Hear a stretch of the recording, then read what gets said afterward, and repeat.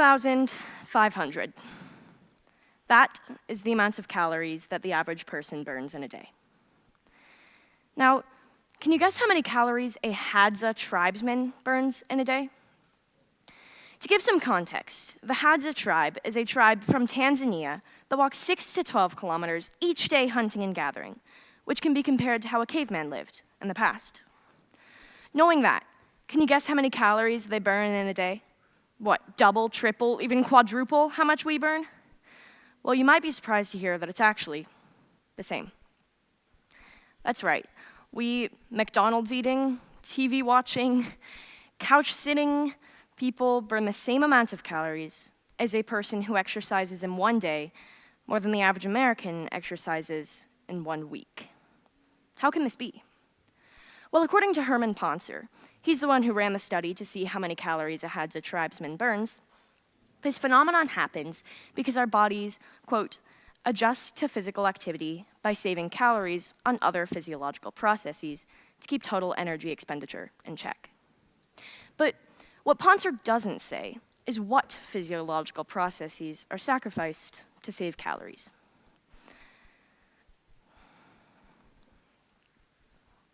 Merriam-Webster defines physiology as the organic processes and phenomena of an organism, or any of its parts, or of a particular bodily process.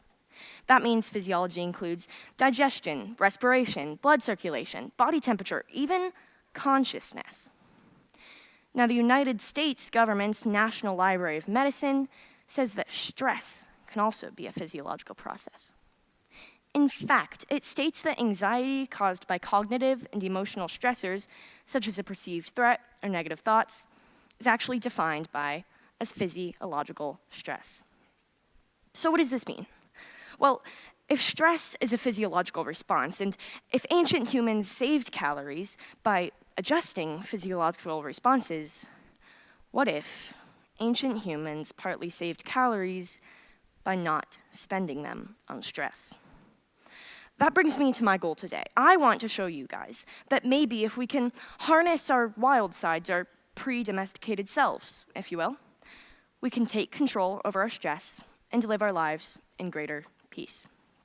So let's dig a bit deeper. First off, do we even spend any calories stressing? Actually, we do.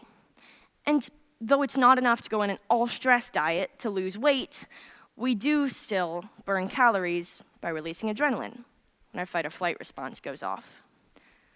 But our fight-or-flight response doesn't need to go off. On the contrary, it's descended from cavemen who needed to live in constant fear of a saber-toothed tiger pouncing on them at any moment. And they must have then burned calories when they were stressing because this was how they had their fight-or-flight response.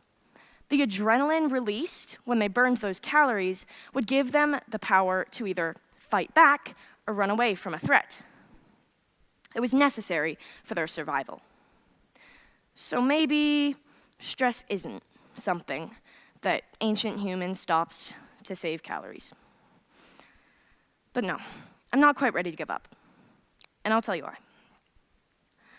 When I was 10 years old in 2020, I had my first panic attack. My heart was beating faster than it did when I run, faster than it's beating right now, talking in front of all of you guys. And I just couldn't take my mind off my anxiety. And for what? Sure, COVID was scary, terrifying, but I wasn't an at-risk population. What dangers did it truly pose to me other than getting a few months off school? Since then, I've been diagnosed with generalized anxiety disorder as well as obsessive compulsive disorder. That means that my anxiety is not only out of proportion to the stressors around me, but often uncontrollable and actively detrimental to my health. And around 30% of adults also suffer from an anxiety disorder, being one of the most prominent mental illnesses in the modern world. And that's where I find myself lost, back to the idea of the caveman. Because when was the last time you saw art on the walls of a cave that depicted a caveman having a panic attack or sweaty hands?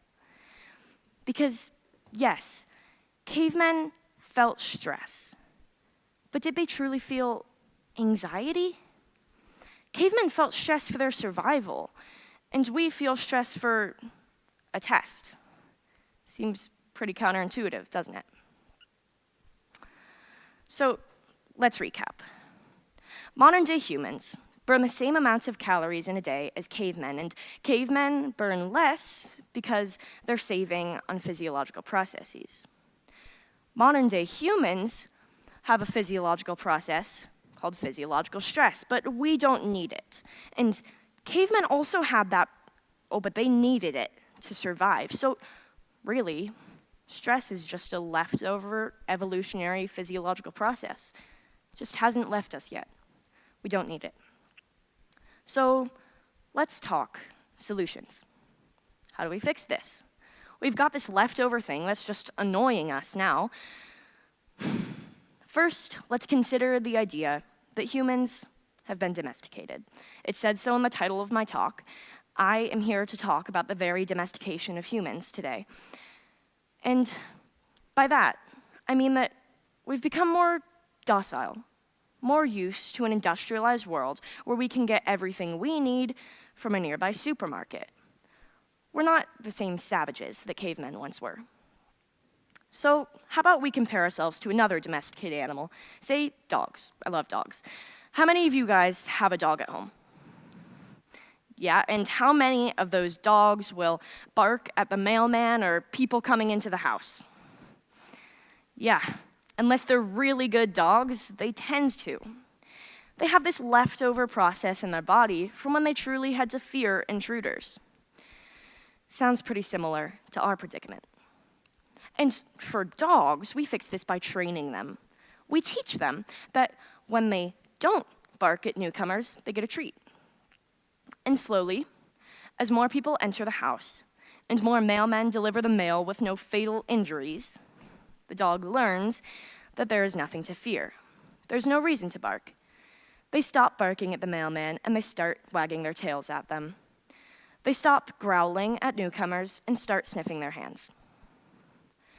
What if we could harness this idea that they are learning that this danger that they once thought was rampant in the world is unreal, arbitrary, and energy wasting? If humans were able to do that, train ourselves as well, further domesticate ourselves to be able to realize that the world is not out to get us, no matter how many times it is, well, I've been trying this in my own life. Training myself to realize that there are sometimes situations where I don't need to be feeling this stress.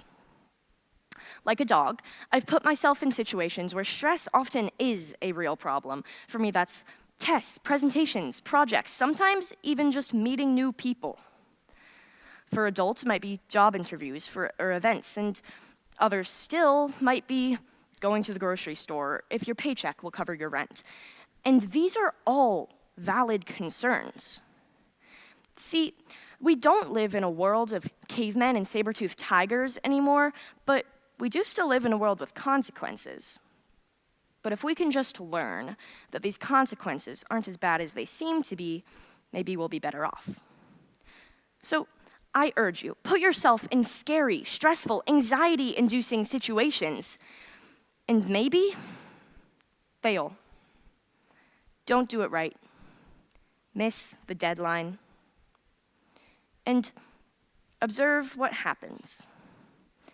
Did you get fired from your job because your project was a few minutes late?